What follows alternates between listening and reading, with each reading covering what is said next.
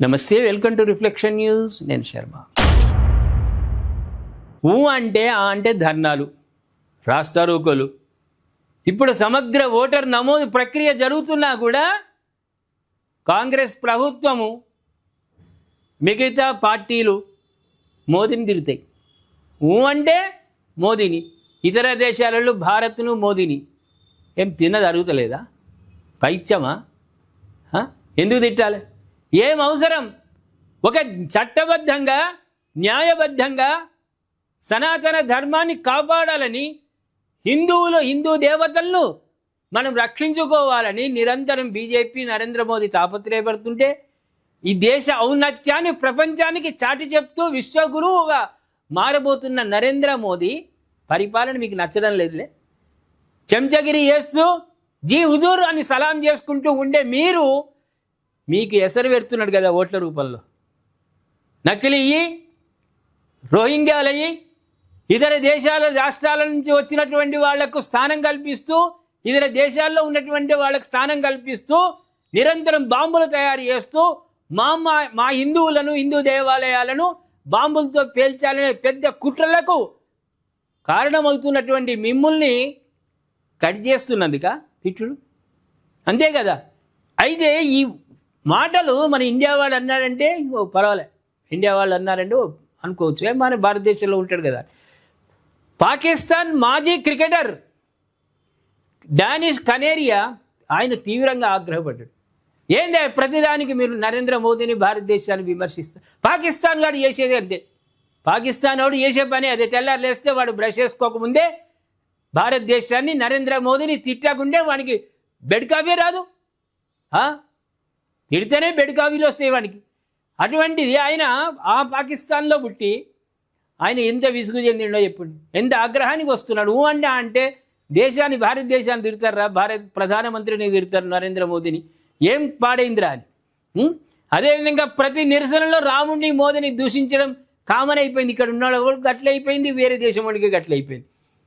చర్చలు పరిష్కారం లేకుండా నినాదాలు గందరగోళం సృష్టిస్తున్నారని విమర్శ. మొన్న ఏమైంది? రాహుల్ గాంధీ నేతృత్వంలో కాంగ్రెస్ పార్టీ చేసింది ఏమైంది?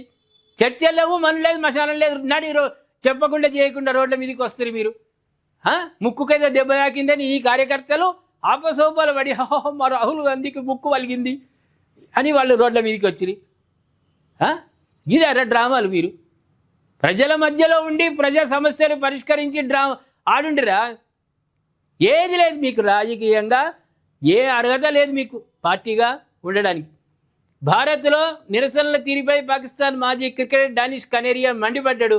ఆయన ట్విట్టర్ వేదికగా కనేరియా ఒక సుదీర్ఘంగా పోస్ట్ రాసిండు. భారత్లో జరిగే ప్రతి నిరసనలో శ్రీరాముడిని, భరతమాతను, ప్రధాని మోదీని, ఆయన దివంగత తల్లిని కూడా, పాపం మోదీ తల్లిని కూడా విమర్శిస్తున్నారట. ఎక్కడ పుట్టిర్రా మీరు? తల్లి ఏమన్నదిరా మిమ్మల్ని? అలాగే బ్రాహ్మణులను, హిందుత్వాన్ని కూడా నిందిస్తున్నారు. అక్కడ ఎలాంటి చర్చలు కానీ పరిష్కారాలు కానీ ఉండవు. కేవలం నినాదాలు, దూషణలు, గందరగోళం మాత్రమే ఉంటాయని కనేరియా తన పోస్టులో ఆరోపించింది. ఇది రాహుల్ గాంధీకి వర్తిస్తుంది, కాక్రోచ్ పార్టీ, బొద్దింక పార్టీకి కూడా వర్తిస్తుంది. చర్చలకు రారు, మన్ను లేదు, మశానం లేదు, నడి రోడ్ల మీద ధర్నాలు, రాస్తారోకోలు, పోలీసులను రెచ్చగొట్టుడు, పోలీసులను కొట్టుడు, వాళ్ళతేడు ఒక్క దెబ్బ తింటే మేము 10 దెబ్బలు తిన్నామని మొత్తుకున్నాడు. మా ముక్కు వలిగిందని ఓడు, చెవు వలిగిందని ఓడు. ఇవి డ్రామాలు తప్ప. చర్చలు చేయండిరా మీరు, ప్రభుత్వంతో చర్చలు చేయండి. మీ నినాదము, మీ వాదం ఏందో చెప్పుండిరా. అది చెప్పరు. రోడ్ల మీదకి రావాలి, రెచ్చగొట్టాలి, ఏమో సానుభూతి పొందాలంటే ఆ సానుభూతి మీకు జన్మలో కూడా రాదు. కాక్రోజ్కి రాదు, కాంగ్రెస్ ప్రభుత్వానికి రాదు. ప్రజలకు తెలుసు మీరు ఆడే డ్రామాలు, మీరు చేస్తున్న వ్యవహారాలు ప్రజలకు తెలుసు. కాబట్టి మీరు ఎంత నడి రోడ్ల మీద ఎంత బొర్లాడినా, ఎన్ని దెబ్బలు దాకించుకున్నా మీ మీద సానుభూతి రాదు. అందులో పాకిస్తాన్లో ఉన్నటువంటి మాజీ క్రికెటర్ మాట్లాడిన మాటలు అక్షర సత్యం. ఇవి అక్షర సత్యమా కాదా? దయచేసి కామెంట్ రూపంలో తెలియజేయండి ప్రేక్షకులరా.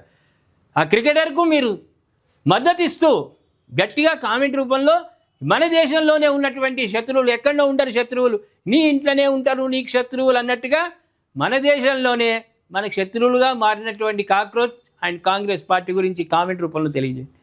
సబ్స్క్రైబ్ చేసుకోండి, షేర్ చేయండి.